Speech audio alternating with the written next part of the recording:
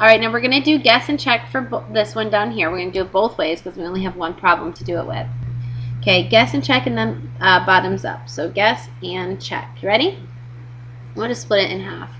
So I need to, first of all, notice that there's a GCF before I even do my guess and check. My GCF is, let's see, I know 2 goes into all of those, but that's not the greatest. I know 4 goes into all of those, and 4 is the biggest one that goes into all of them. So I'm going to pull out my 4. I'm going to get 8x squared. Oops, I'm sorry, 2x squared minus 9x minus 5. I guess I should be using my pencil. Now it's time for guess and check. Remember, this 4 is literally, it's just going to drag down and it's going to go in front of our parentheses. Now guess and check is nice in the fact that you have a lot of stuff to write, but you have to be pretty good at adding and multiplying. So I know 2x squared can be broken down to 2x and 1x, and negative 5 can be negative 1 and 5 or negative 5 and 1. We'll play around with the signs in a second. So we really don't have a lot of options, which makes it nice. Why don't we just try it as we see it?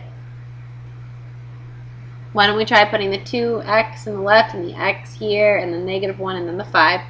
Now let's see if that's right or if that's wrong. So negative 1 and positive 1 make negative 1x when you multiply. Positive 2 and positive 5 make positive 10, which makes a positive 9x. I needed a negative 9x, so I'm simply going to change my signs, and that will hold true, because now I'll have a positive 1, a negative 10, and a negative 9. So that is factored by using guess and check. Okay guys, I promise this is the last one for the notes today. So we just did guess and check with this problem up here.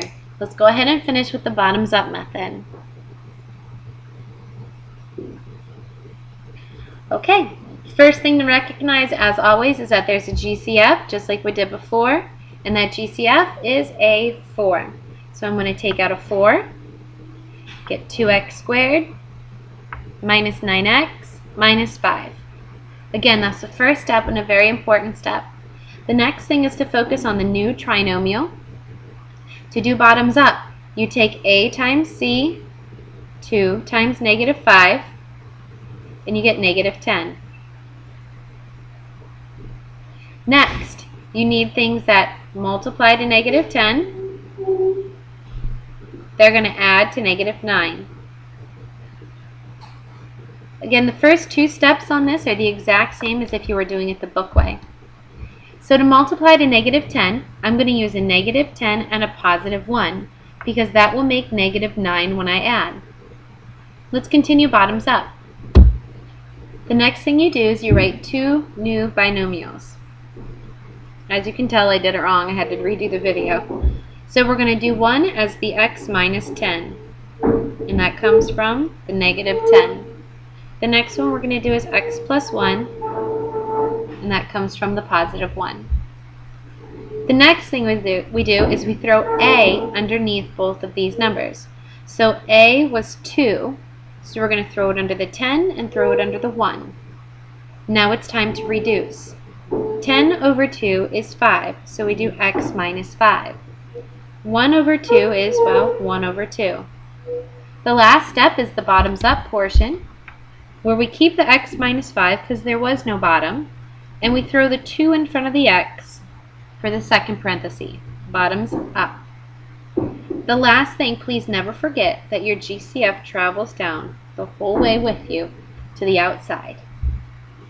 You should notice that no matter which method you pick, you get the same answer.